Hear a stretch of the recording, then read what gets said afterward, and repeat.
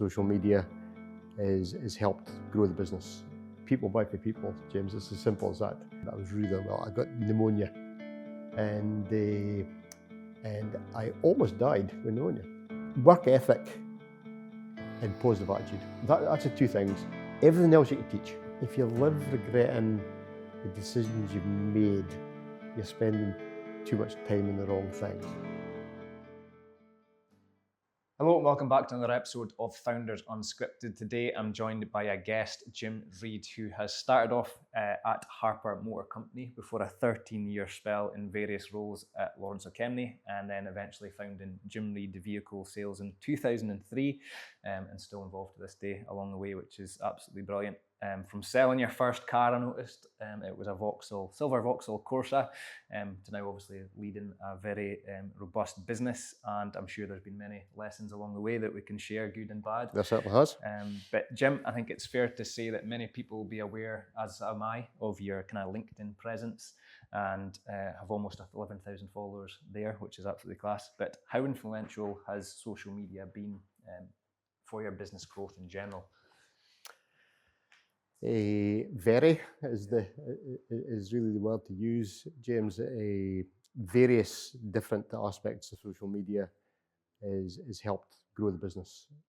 I think Facebook was like the first part of the social media, and Twitter when it was Twitter, when you could actually do 140 characters or whatever it was back in the day, and that's how I made a lot of industry friends, which are still today. We've built associations off the back of it, which is amazing. But it's been very influential with the growth of the business. Facebook, especially, as I say, going back to Facebook, we couldn't nail Facebook. Right. We couldn't get the followers that we needed. Couldn't get the likes, but it was all about likes. And we got Neil Waitman, who was actually a DJ with Northsound back in the day, and he was wanting to start up his own business in social media. We got him involved with it for a start, and he showed us some background tips. I'm sure I'm still due him some money for it. Okay. And we just grew from there. Yeah. So Phil, my son-in-law Phil Buchan, very much into social media, and just with that we managed to grow it organically. So I think we've got about 15 or 16,000 followers on Facebook.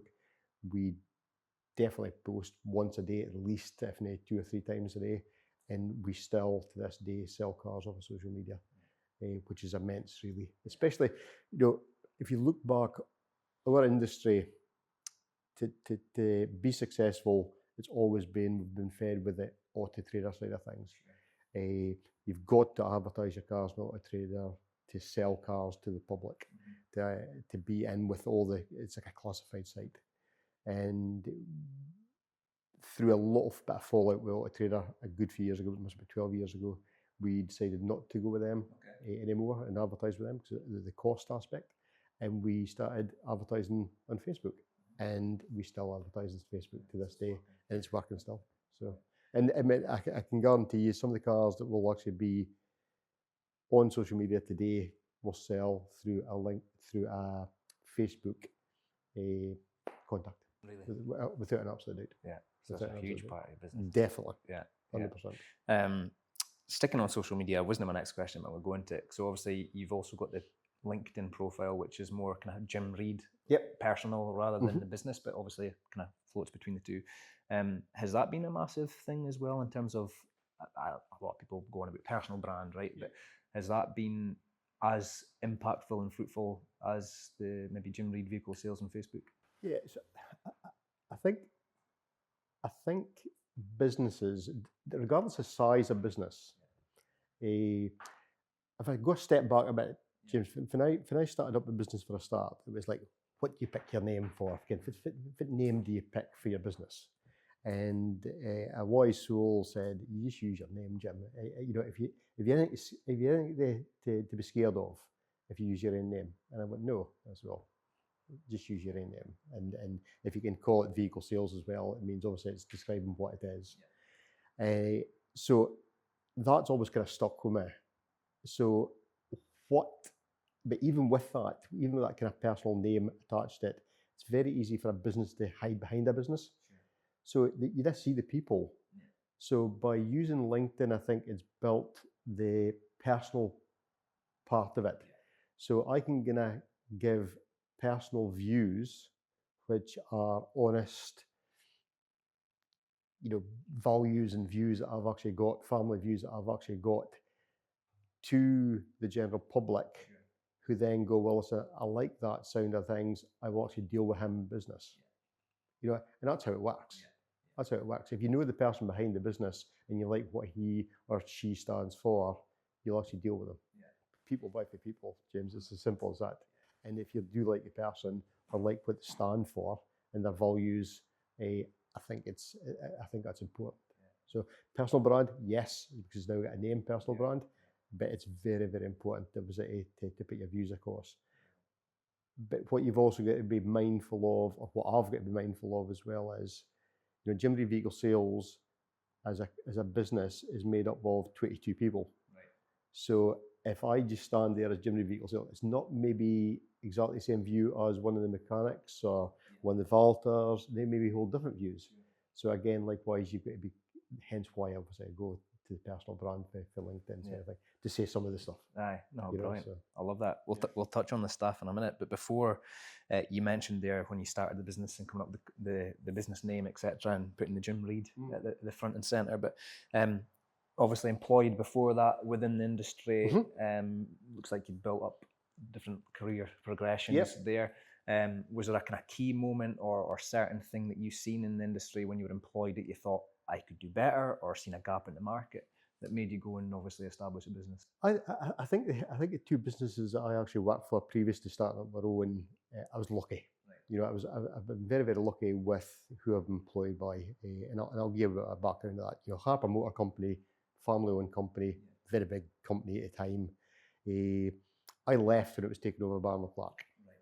Okay. Now there was no only reason for that apart from the fact that, although you think, well, Kintore and Aberdeen's not that far away, it is when you're a 50cc motorbike. You know what I mean? Yeah. A really dangerous road as well. So I wanted to get somewhere closer to home, and I was staying in Kintore with my mum and dad at the time, and I got opportunity because I saw getting advertised a job at Lawrence Academy, and it was actually in the parts side of things at the time. So I finished my apprenticeship there, and it was a great place, fantastic place. Honestly, one of the best places to work. Family owned and driven. Lawrence's were very much involved. Helen Crichton, it was actually Norman's daughter. So, the history of the place made it up.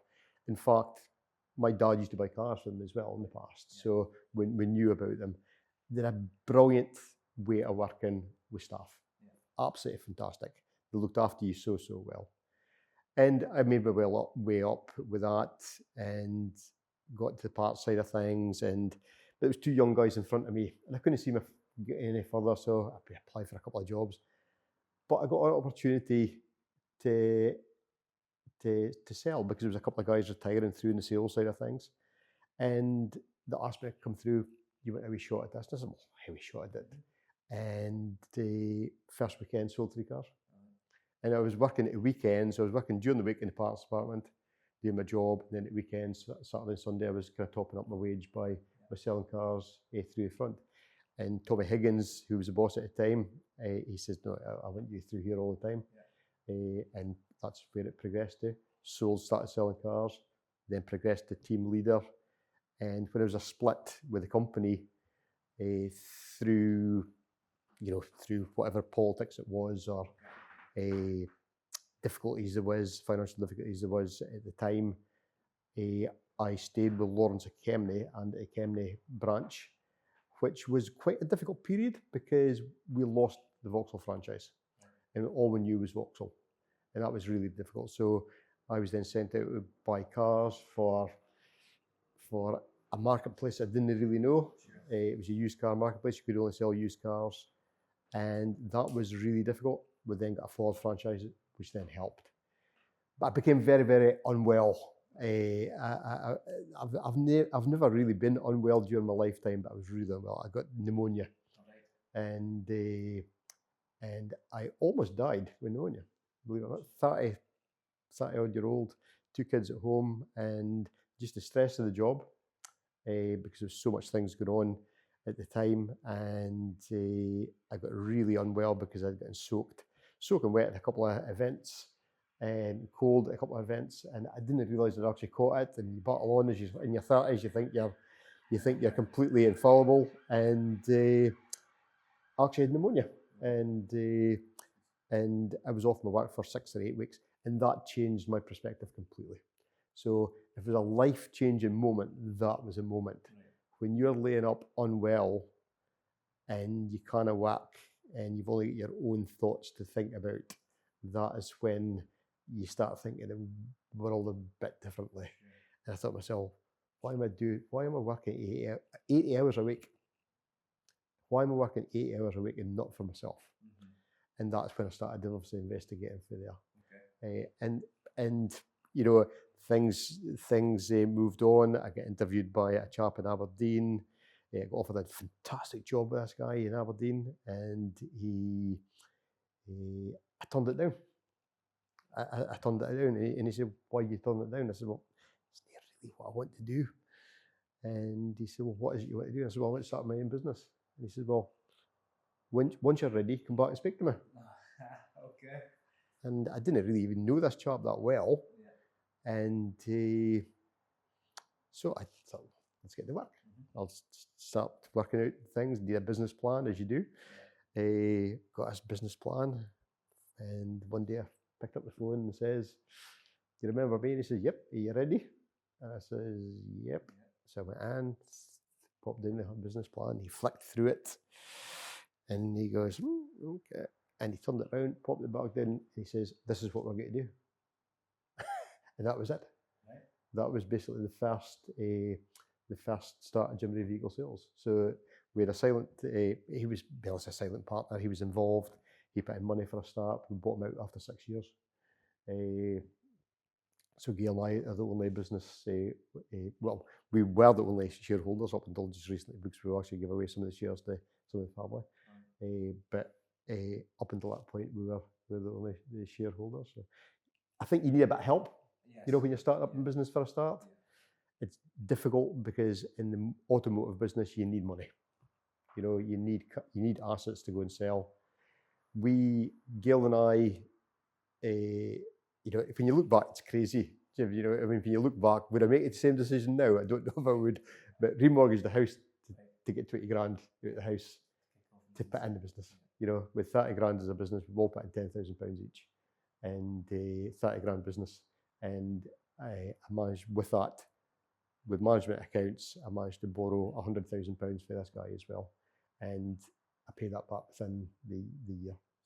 So we managed to get an overdraft for the bank and things like that to start off with. And that's where we grew from. But it was, I'm not going to say it was easy, because it wasn't easy, but it was so rewarding. I remember one of my customers coming in who dealt with for Lawrence's for years. And he says, "Wow," he says, "what a change in you." I says, "Really?" He says, "Yeah." He says, "You look healthier and younger and less stressed." And I'm working my own business. And you think, really? Was that? I didn't realise I was at that state, if you know what I mean. So it just shows you that you've got to step back to go forward. And that's exactly what I did. And push. You know, I was working 7 days a week for the first year at the business. It's so rewarding when you're working for yourself. You know, when you're putting every penny back in and you're making money for yourself, it's brilliant. That's a motivator. It's a family side that motivates you. 2 young kids. Liam was 7, and Laura must have been about 11 when we started, or 6 and 10 or whatever it was. And so we've now got to the point where we started with 2 of us, and Gail was.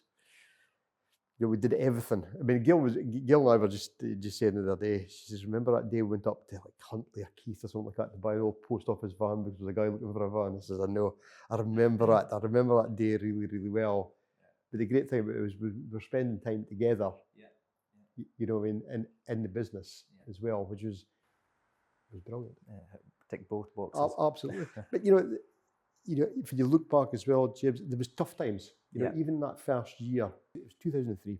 It was we started in February, got off to a really decent start, and got to the August, and it was like one of the hottest July and August time we'd hate to look back at history books, but it was really, really hot. I remember it being blistering hot.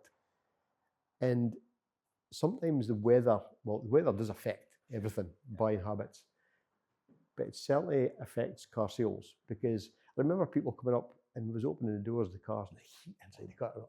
I want to test drive that today. And sales were actually drying up. So I remember actually going out with the kids and with little postcards made up, just saying, reminding them obviously where we were in the mill, and popping them through the letter boxes just locally, just to try and get some business, because no one was coming in, so, and that was really before the whole social media thing took off. When you're just, advertising in the newspaper and putting things through letter boxes, that's what you're relying on to get people in, so. But yeah, you look back with, I think, rose-tinted glasses a little bit. It was good. It was certainly good fun I can at the imagine. time, and you look at yourselves too to worry about. And if there's a mistake made, well, you pick it. I'm a great believer in picking up your hand if you make a mistake. And any mistakes in the business lay with me anyway. Because there's only me and Gail. So that was it. So. A lot to take away from there. Do you mind me starting on, you mentioned going for the job interview post-illness, and then, right, well, you come to me when you're ready. So I'm assuming they came in as a shareholder. Almost a mentor type role, would that be fair to say as well? Was there a previous relationship you'd built up with this guy, or was it more just a case of... Not at all, didn't know the guy at all. I was asked to go to an interview by someone who worked alongside him, and I worked alongside him previously, and that was the only thing I knew. But it just so happens that once I get to know the chap, it just so happens we had so much in common. Families came from the same area, and there was just so much in common. And he's very much a businessman, and he was looking for an out for himself. He was wanting to almost semi-retire for himself, and he saw something obviously in me that he could obviously. That's why he offered me the job. He thought, listen, I could obviously see something to get out, or set aside some more time for himself. And he offered me that job there and then. And it was with vans. And the irony was, I remember going home to Gail and saying, I've been offered this job. Vans, I don't know about vans. And the irony is, I've a hire fleet. I sell vans now. They're actually some of the most profitable deals that we've actually got. And I hated vans at the time, but I think it's been the right decisions, obviously, going forward. But yeah, so he was in as a shareholder, and we managed to borrow off some money to get a start-up, because the bank doesn't want to know you at the time. Too much a high risk in the automotive business. But once we managed to show a year's worth of management accounts, we managed to borrow for the bank and pay off, obviously, the borrowings. And as I say, once there was an opportunity to buy back, obviously, those shares, which is what we did, and we just went out on our own from there. So, yep. Good. How do you think things would have went if you hadn't crossed paths with that guy? Would the business started out a lot differently? I think it would have. I would have likely started up doing something. It would likely be a lot smaller scale. I think. It's difficult to know, isn't it? That is. It's very, very difficult to know. You do wonder, but you don't know the opportunities that you've missed, do you? So you kind of look back and regret, obviously, meeting somebody you reckon about the opportunities you actually do miss. So, but no, it was a great opportunity. We grasped it with both hands. And I remember after that meeting, going home with Gail and we went to a walk. And I remember exactly who we were walking at the time. And I said to Gail, I says, what if I said we were going to start up a business, Gail? And she turned around, and this is her words. She says, which took you so long, Jim? And I thought, wow, it wasn't like the response I was expecting, but she backed me 100%, and she still backs me 100%. She trusts me with every decision I make. I think the worst decision you can make in business is the decision you don't make. That's what I always say to guys. Look, there's no right or wrong decision. Just make one. If you dither about and didn't make a decision, it's worse. It's the worst thing. You're wasting your time. You're wasting your customers' time and whatever as well.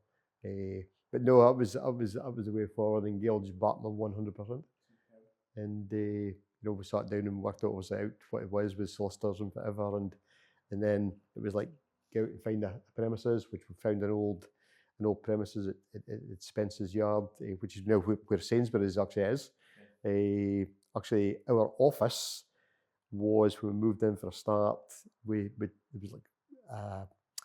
was like a double glazing firm or something like that, it had went out of business because of loads of bills and things like that. And when we opened the door, there was loads of bills, and we just basically tarted it up and cleaned it up and got into place, and with a yard out front, and we laid new chuckies and put up a fence. My dad helped me put up a fence and things like that.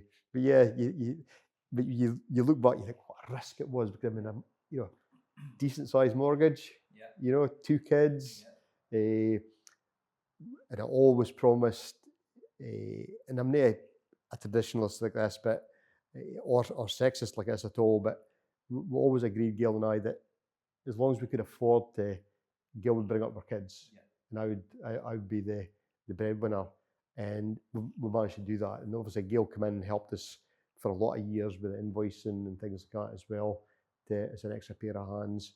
But once you got the opportunity, she's kind of backed off as well. She doesn't like the business side of things. She enjoys the family side of things. And we've now got that opportunity with the grandkids as well. So, I think you're bang on the money. It's something me and my missus did actually for a couple of years. She took a career break in between having our second girl, and we were just like, you can't get that time back when they're that young. It is. I mean, my daughter. So my daughter Laura, who's she's one of the directors, and she's married to Phil. And they've got 3 kids. Aria, Murray, and Ada. Fantastic. Wild, but fantastic. They're fantastic fun. Great fun to have. And Laura has basically done that as well. She's a midwife. She's a fully trained midwife, and she did midwifery for a while, but she hasn't gone back after having the kids. She will come back into the business, obviously. She does 1 day a week, and she will come back into the business at some stage with ourselves, once Ada's actually off to school. But, that is how she saw it as well. You only get one opportunity to bring up your kids. Liam and Shannon, listen, they've taken a slightly different tack, but, she's a biochemist, bioscientist, in ARI, tested blood, and because it was a career choice, she's doing 2 or 3 days a week. So it's not part-time, but it's so she does obviously look after Faye as well, and Faye's just absolutely brilliant. So it's great having the kids about it, and they're also local as well. They are staying in Hatton. Brilliant. Good. So starting out in the business yourself, and kind of Gail getting things going 7 days a week, obviously 2 young kids, to now having 22 of a team. How was that? Do you remember that first kind of external person you hired, staff member you took in? How was that process? I do. There's a bit of laugh behind that, a wee bit of story behind that. So one of it wasn't the very first cars that we were cleaning, but I remember cleaning the cars for a start. That little silver Corsa, I remember cleaning it. It was an ex-Enterprise car, little Corsa SXIs, and you could sell them. Honestly, you could, as long as they're priced right, you could sell these all day long, every day. And we sold hundreds of them. Brilliant cars. But it was this Ford Mondeo. I remember buying this Ford Mondeo and I was cleaning it, and it was reversed down towards obviously the garage, because it was right outside the pitch that we were actually hoovering. The hoover come out the window type of thing. And I remember I had to climb it inside this, and the tailgate kept coming down, and I bumped my head. Right? I bumped my head.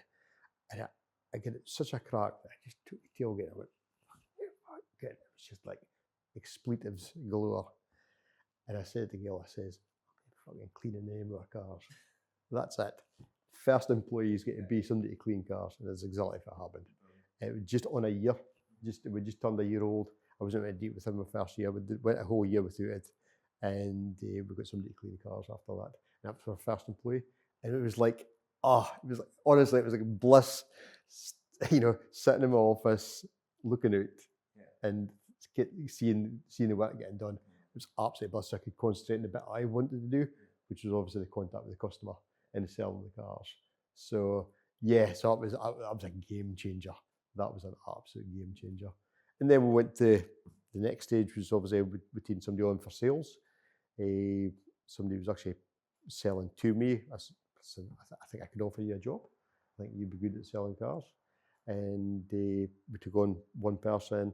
And again, likewise, when it's a small team, when it's just you know, and Gail and a cleaner, and it's very difficult. It's a very difficult small team, isn't it? You know, and where do they integrate and also who do they complain to? Can they go home and just because everybody moans about their work, didn't they? Yeah. And who did they moan to? So it made it was quite difficult, I think, likely for the two first guys that come in, but it was one, and it was just about the time the property thing went out of the pot, the financial side, 2008, 2009. And there was a guy actually working for me, and it was like in the midst of that, he handed his notice. And we'd already committed to move into the new place where we're at just now. Edmund Mill, which is rented. I'm quite open with it. It's rented. We didn't own it. It's still a big commitment. We'd have committed to, because it was obviously purpose built for what we were wanting to achieve at the front end. And he left, you know, and I was completely gutted because I thought, you know, that's not what. But I could understand because he was scared. He was scared of his job. He was scared, obviously, what the future brought. But I could see past that. You know, I could see past that. And my daughter, Laura was likely about 16 at the time or 17 at the time, and Phil was going out with her, and Phil was helping us out, you know, moving cars and doing a bit of cleaning and things like that as well. And Phil came and says, you know, would you offer me the position of sales? We spoke about it, and I remember actually sitting down at home and going, listen, Phil, you know, if you got a serious relationship going with Laura, and you've working with me as well, there's no escape, Phil. Yeah. You know, there's going to be no escape. So what you've got to remember is you can't bring any, you know, fights into work and so on and so forth. And we've always kind of kept that. Sometimes it's been very difficult because, you know, Phil and I have had some humdingers arguments really over the years. We've always fallen back in, if you know what I mean. But Phil took on that job, and Phil's been with us for 16 years. 16 years. Laura and Phil are still married. They've been married for 12. This is 11 or 12 years, and as I say, get 3 kids.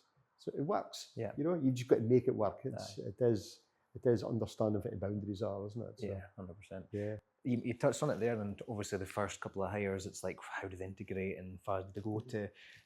Was like culture's a big word that's thrown about in terms of kind of values you kind of put across, etc. Is that something you were conscious of back then in terms of hiring the right people to fit in? Yeah.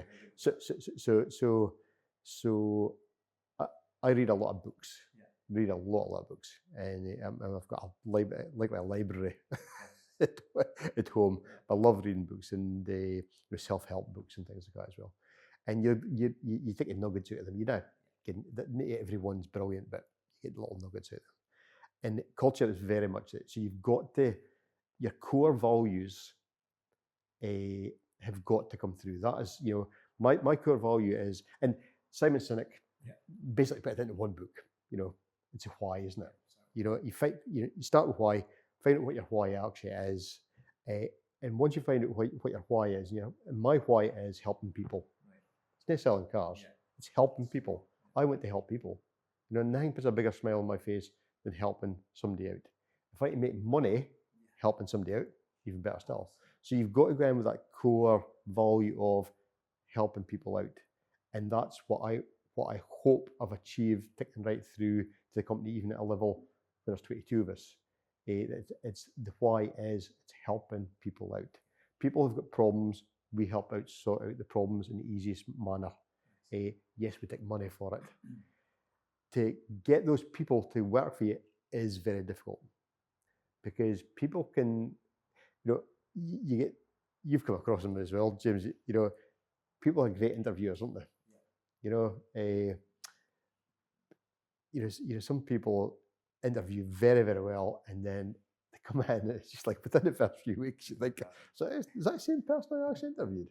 You know, just if you just tell the truth at the front end, you know, you'll do well. You know, work ethic and positive attitude. That's the two things. Everything else you can teach, but you need a positive attitude and a work ethic. Yeah, willingness. A willingness to do it. Yeah. But you can teach everything else.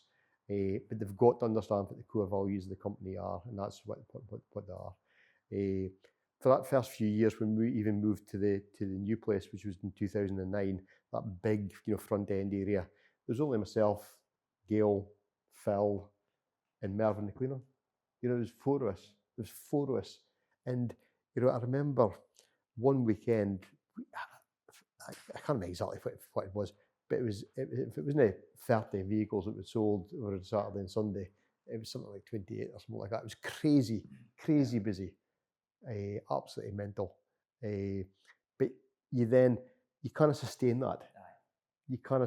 So you've then got to go, well, to make this work, you've got to take on more people. But likewise, you've got to watch your day become too top heavy. Sometimes I think we can become too top heavy with regards to wages. Wages, with the government changes, with national insurance and things like that, it's absolutely criminal. It's crippling. I do agree that there's got a standard of living in this country. I get it 100%. But forcing upon a minimum wage to this extent, it's not just a minimum wage, because the person above the minimum wage then goes, well, they've got a pay increase, well, we want a pay increase, and then obviously that difference is going to go further up as well. So every time there's a minimum wage increase, there's a huge explosion of wages cost. Look at wages cost increase over the last 2-3 years. It's criminal. I think the national insurance contribution cost change was like, it cost me 45 grand a year. You've got to make that money back to stand still. It's crazy, isn't it? It is. It seems. At the same time as keep everybody happy. Aye, and that's it. And you see all these businesses, especially small businesses, struggling at the minute, closing down, and it's not good to see. No, it's not. It's not good for. It's not good for anybody. It's not good for anybody. It's not good for morale. No. It's not good for the communities that these people live in. Yeah. No, it's very disappointing how it seems to have been going this of late.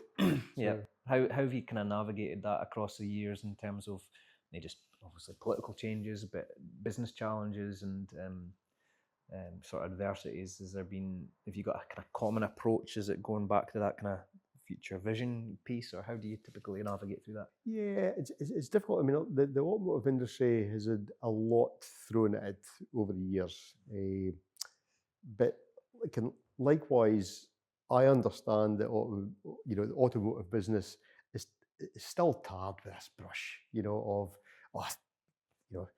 typical car salesman. That's if I've heard that once, I've heard it a million times. There's no typical car salesman. I didn't see myself as a car salesman. I see myself as a business person. And we're there to help. If you don't want help, it's fine. It's not an issue at all. But so we didn't get the same empathy as a lot of businesses we get. Hospitality gets a lot of empathy, I think. Yeah. And there will most likely be a change of VAT forced by the government, forced from the hospitality on the government to make that change to hospitality VAT. It's unlikely it will not happen. I think it will happen, but it won't happen in the automotive industry. It seems to be the cash cow for the government. And that's no fiddles out going, listen, feel sorry for me. It's not what it's about at all. But the reality is, it's not a victimless increase, because the thing is, costs go up. Guess what? The cost to you for getting your car serviced, the margin and the car sale are all going up. If you look at the huge increase in car prices over the last 5 years since COVID, are absolutely monstrous. Yeah. But then absolutely breaking that down from a your business perspective, that's essential for the rising costs that are coming. Absolutely.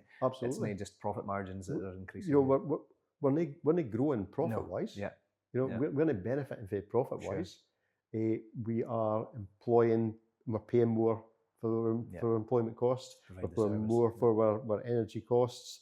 Where rates are going up. Everything goes up. Yeah. So we have got to hear these changes just to price increases just to stand still. That's it. And it's a difficult thing to balance, isn't it? Trying to impact the conversion of your sales and Correct. Impact the reputation potentially, because oh my God, you see the price increases here, but it's like if Abdi was aware of. I think a lot of folks sometimes don't realise. Yeah, I think one of the things we've been very open with, James, is we've never pitched ourselves as the cheapest with anything. With anything. And the reason, that was a conscious decision, because I put value on how long, even back in the day, I put value on how long it took me to find a car, the right car for the person, do the work to get it there and clean and things like that. And you could do the same job a lot cheaper, but when it was clean, when it was just a tidy car, and when it was just a nice car, and you want to look after the customer as well. So you get to pay more. Mm-hmm. So we say, look, yes, you're paying more, so didn't come with a price thing for me, because there's no two cars exactly the same anyway, and we will look after you. You'll only ever find out how good we are once you've got a problem. But you've got to experience that problem. But the chances are, we've been in business for 23 years. If you've bought a car from us, any car over that period of time, you will have experienced a problem of some description, and we've sorted out. Yes. So. Yeah. I think that's something that comes across on your social media, to be honest. That care element, care about customers, care about your staff, care about the service as well. How's that then also impacted your business in a positive manner in terms of repeat customers and referrals from them? It's almost like the hidden marketing you didn't see, isn't it? Has that been quite massive for you? Yeah. So it's funny. I on the way here, I drove down Rose Hill, and I saw Jim Murison at Murison Garage, and I thought, I haven't seen Jim for ages. I just popped in past, and I just said, "Hi, Jim. Haven't seen you for years." And it used to be, and he's a traditional car sales, been there for 54 years. I think they've been in business, Murison. And I says, I don't know how the automotive industry is going to go over the next few years. And he says, no, it's changed. He says, but he says, one thing's for sure though, like Murisons and ourselves, we'll always look after our customers. Yeah. And he says, you'll always retain customers because you look after them. And he says, the big boys don't know how to do it. It's true. I think the big boys have learned quite a lot over the last few years, but still, on Thursday just to give an example of looking after customers. On Thursday last week, I tried to make a booking for 2 vehicles under warranty of the same company. I'm still waiting a phone call back, and this is now Tuesday. Now, I've actually phoned 4 times to chase them up since then, and I've still not got the phone call back. I only went to book 2 cars in. Now, that's not, I'm being persistent because it's my customers' cars. Sure.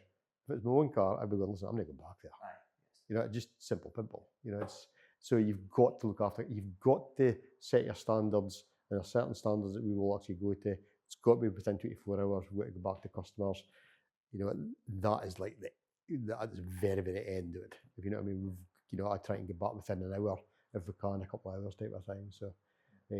So yeah, set standards out. Look after your customers. Retention, repeat customers and referrals. Accounts for between 65 and 70% of our business. Yeah. So we've only got to top up a little from social media. We've only got to top a bit up from advertising, because there's natural, obviously, decrease because obviously people die, people move, people get company cars, whatever. So you've got to do that. But that is our over the last good period of time, last 10 years, that's been constant. 65, 70%. Superb. Yep. Superb. I want to go back a wee bit. You mentioned, obviously, quite a lot of family involved in the business, and you touched on earlier about there are now some shares being, I don't know, gifted. Has that been right, or how have you structured that? So I'll be more open. So Gil and I have 50-50. Well, we had 50-50% each, and we decided that we wanted to take Liam, my son, Phil, my son, his son-in-law, and Laura into the business. We took them on as directors back in 2020, I think it was, just about COVID time.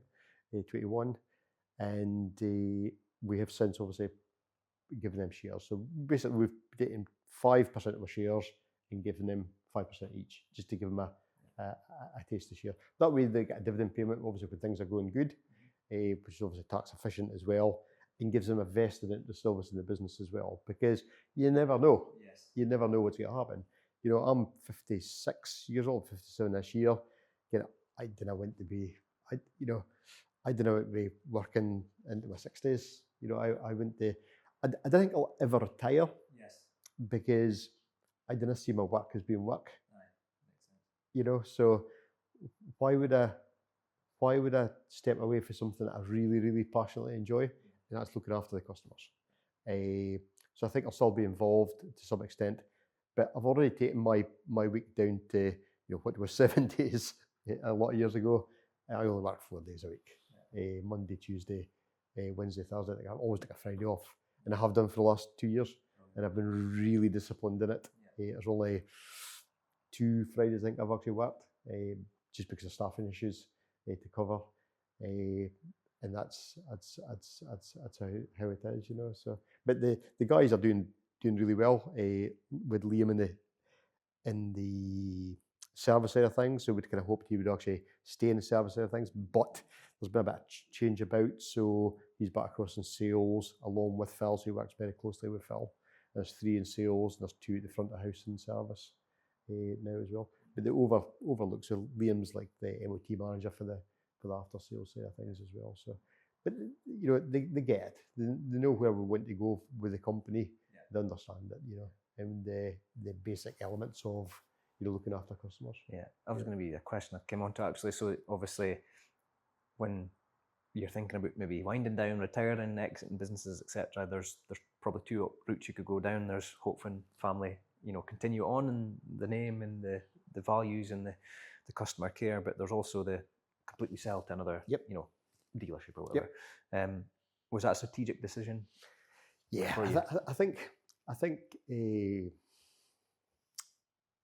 it's always a very difficult one. If you've got a franchise, let's say I had a Volkswagen franchise, I would have sold. Yeah, sure. Because at the end of the day, you get money back very, very quickly, and everyone owns a Volkswagen franchise. I don't have a franchise. Yeah. I've got my name as my reputation. So unless my name stays the same, and I didn't really want my name being carried by somebody else at another company, because at the end of the day, it's my name, it's my reputation that I've built, and if they didn't hold the same values as a business as we do, you're not tarnishing my name, the one that I've built. Your reputation can go very, very quickly. Yeah. Homelessness. We've all walked past and we've always, we've all put a tenner out somebody's heart or whatever. And I always look at homelessness as a big lesson in life, because, without asking that person personally, we were only one bad decision away from being on that street. Mm-hmm. And I live my life like that. Yeah. That's how I live my life. And I'm very conscious of the decisions I make. Sometimes I react really quickly to something. Sometimes I take a lot of time to think about something. But I know, every decision I make is the right decision for what I think is the issue. But we're only one bad decision away from being on that street. And if you live your life like that, you keep sharp. I love that. I love that principle. Yeah. It's pretty obvious and evident just by speaking to you the day that, you mentioned books and self-help and all that type of stuff. I'm massive into that as well. But you mentioned Simon Sinek. Is there one book that you maybe read or an audio you listened to or a podcast, whatever it is, whatever source it is, that it's like, bang, that was a game changer? There's likely 2 books. There's likely 2 books that, there's loads of books I could mention. There's loads of books I could say, listen, there's little nuggets in this and that. My first book, Mind Store by Jack Black. Okay. And it's one of those that a lot of people go, who's Jack Black? Is that the actor guy? Scottish guy. Okay. Right. Wrote a couple of books, and it was Mind Store, and it was Mind Store for Business. And he used to do, and he still does. He does weekends away and things like that as well for business. But absolute genius. Google him. Okay. I would say to all your your listeners, all your viewers, Google him. Yeah. Jack Black, Mindstore, fantastic guys. I even got a birthday card from him for my 30th birthday because I'd done something. I think I actually got one on my 40th birthday as well. And he's on LinkedIn. Yeah. And he sometimes comments on some of my stuff as well. Brilliant. Brilliant book. And that gives you an understanding. I wouldn't even spoil it for you because it gives you a completely different way. He had a massive change in his mindset because one of his friends died. Right. And that kind of paths the way through. And the other book is Think and Grow Rich. Oh yeah. By Napoleon Hill. You know, and I often pick it up, and my book is like so old, it's unbelievable. It was like a second-hand shop, and you know, panning through the there are dog ears and things like that. I love his stories and that because the stories are brilliant. Yeah. You know, and they're so, you know, today you maybe look at it and go, that's a bit cheesy, but they're fantastic. Yeah. You know, and it's about obviously your mindset, persistence. Yeah. It's all the basics that you need for running a business. I remember back to the Mindstore. The Mindstore, I remember actually where I bought that book as well, a Jack Black book. And I bought it at Elgin. Okay. And it was in the town hall, and they were actually doing a business gateway, or whatever it was called at that time, event. And Gail and I went up to it. And that obviously shows you the kind of the brain that I actually had when I was starting my business. And we only had Laura. Mm-hmm. So she was like one, because I remember pushing her in a buggy. And she's now 33. Yeah. Yeah. So it's well before I even started in business, like 10 years before I started in business. And I remember going through and you know, why are you here and whatever. I spoke to a few of the people, and I said, really like to start up in business. Oh, okay. They're almost all put me off. Really? I thought, really? But I was persistent. I went back and forth to some of these events and things like that as well, and listened to some of these Business Gateway events. And in fact, Business Gateway, when I actually started doing all the research for starting, doing the business plan and things like that, were a massive help. Nice. You know, the local ones were really, really helpful. But I bought that book because I saw that book, Mindstore, and flicked through the first few pages and I said, I'll get to buy that book. And that's like why I cherish it so much. Yeah. You know, it's a brilliant book. Brilliant. Absolutely brilliant book. Superb. Yeah. Love that.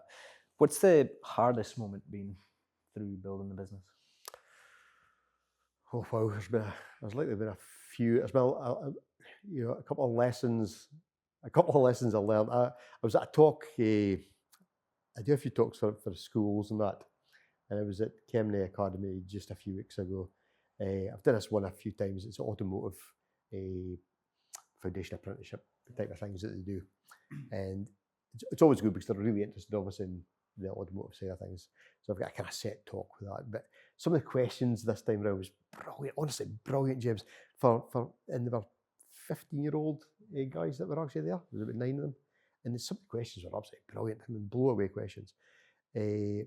What's your biggest lesson in business? Well, the biggest lesson was after your first year in business, you know, pretty successful, didn't have blew away the target I put myself, because I mean, I didn't even care where you were going to start and where you were going to stop type of thing. And I'm the lad, you know, I know how it's done now, and you get a bit cocksure of yourself. And you've got to be very careful of that when you're in business. So the second year is completely different. And I likely learned so much in my second year compared with all the time I've been in business. And one was cash flow. Yeah, cash flow. I learned the cash flow in year 2. You know, I knew how to handle cash flow, but you'd always stretch to the very end and whatever. And I remember had a car full of yards, and if you've got a car full of yards, you've got nothing in the bank. And it was getting nearer and nearer the month end. And it was really quiet. It must have been about August time, I think it was again. I think maybe Trades Fortnight, and it got really, really quiet. And I was I've got bills to pay, and look at my bank. I've got a lot of available cash in the bank, and I've got suppliers to pay. Wages is only me and Gail, so it wasn't a big deal. And obviously the cleaner guy. I'm still thinking to myself, it's not getting any better, it's not getting any better.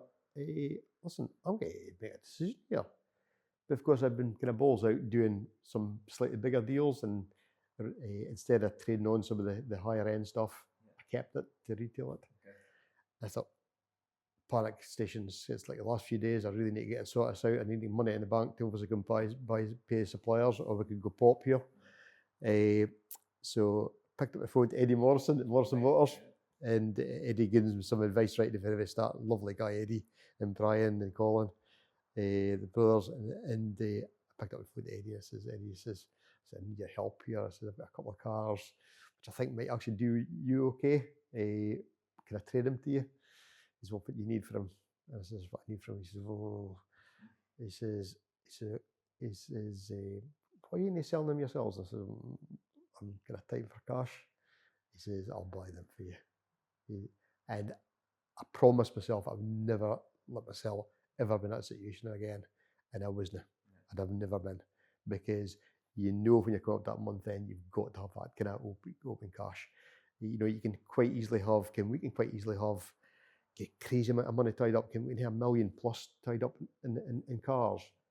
But if they're not selling them in the bank, you've got no money. So you can have, cash, but it looks like a cash business, but it's not cash rich because you make nothing in your bank. In suppliers, if they don't get paid once, that's it. It's you going. So that was certainly a lesson in year two. Loads of different downside of things. Obviously the financial side of things in 2008, 2009 was really tough. It was a really tough gig. But again, likewise, it's perspective. I remember saying, "Oh, I can't believe how little I'm doing." I made £1,000. I remember saying to this guy, "Oh, you made £1,000." He says, "But you made £1,000." And he flashed and he says, "Here's my management accounts." I went, "Wow!" And a minus in front of it. I thought, "Ooh." He says, "Aye." He says, "So didn't always reach for the big status, because that's what can happen when things slow down. So you're in a good position." Other things. COVID was tough. COVID was tough. I was actually thinking about COVID this morning, because we did a lot of walking, Gil and I, walking and talking, and with our dog Fern at the time, who's sadly lost a couple of years ago. But COVID, I think, we learnt as society a lot of lessons. It went for the panic of, I braced myself for it. I could almost see what was going to happen. I was on the news all the time, watching it. We'd actually planned to close on that Friday. Really? Yeah, because things had dried up so quickly. And I thought to myself, and there's no point in having the place open, because all we're doing is burning fuel, burning lights, heating, things like that. Let's just tuck it all back. So I kind of prepped myself. I'd spoken to Phil, and Phil was brilliant. I said to Phil, I said, "Look, let's get some cash back in, right? Let's go and sell. You can see these cars here we normally retail. Go and offer them out to some of the trade guys." I said, they'll buy them. They'll definitely buy them. "Why are you going to do it?" I said, "Because we need to." I said, "We need to get money back in the bank, make sure we've got enough money to pay wages for a 3-month, 4-month, possibly a 6-month period. Let's just do it, Phil, because we've still got our bills coming in. If something's to happen with this COVID thing, none of us know what's going to happen. We don't know how long it's going to last. We need to keep paying folk." I says, "This is the cars you need to go and sell." And honestly, it was brilliant. Within a week, he'd sold all these cars. Money back in the bank. Bank was looking a lot healthier. So I'd made a decision based on the fact that the bank balance was at whatever. And I says, "Again, we're going to close on the Friday." So we dwindled everything down. And then Boris obviously put out an announcement, and I think it was on the Tuesday. We'd close the next day. We didn't open the next day. Simple as that. And that was, it went for, "Oh gee, this is reality." And then you sit at home for a week and you think, "Okay, is this it then?" Is this it? Everything we've built up over the years, sitting with Gail and going, "Is this it?" We've spent 20 years of our life building this up to this point, and it can all go overnight, and we've got no control over it. That was scary. The furlough thing was a saviour. Yeah. kind of everybody speaks about obviously the bad things about Conservative government, about this, that, and the next thing, about obviously the parties behind the closed doors, and they were wrong. But if it wasn't for furlough, this country would have been a huge, huge mess. So thankfully, obviously, we survived through that. So that was obviously a tough gig, but it learnt us a lot of lessons as well, because it learnt, obviously, there's more to life than just the business. We were going out for hours and walking our dog in the forest, enjoying our life. Brilliant weather, of course, as well, which was brilliant. And lastly, one of the biggest likely disappointments was a couple of years ago, 2 or 3 years ago, where we found an employee, and when I mention the name, had been stealing fish. Yeah. We still didn't know what the final number was. It certainly made me sit back and think, am I doing this job right? Because I trust too many people. And that was a really difficult pill to, you like to see it still takes me a minute to speak about it, because it still affects me, but it really, really did affect me. Unfortunately, we got him arrested for theft. Unfortunately, the way it was handled by both the police and the appropriate fiscal, it was badly handled, unfortunately, and he got 30 hours community service. And even if we went back and got him rearrested for fraud, we didn't take it any further because we thought it was going to be too close to the double jeopardy law. So that took up a lot of space in my mind for 2 years. Sure, yeah. I've now kind of parked it. Yeah. Listen, let's move on. It was trying to protect somebody else as well, because that person's employed by somebody else. Yeah. And undoubtedly, that person will be doing it somewhere else. Yeah. And that's the difficulty. As I say, I'm going to open myself obviously to who it was and whatever. But really difficult situation for everybody involved in the business as well. So the employees included. Yeah, I can imagine. Yeah. Last one before we wrap up. It's almost for the hour. If you could go back to day one of the journey, starting the business, what would you tell yourself that you didn't think back then? Oh wow.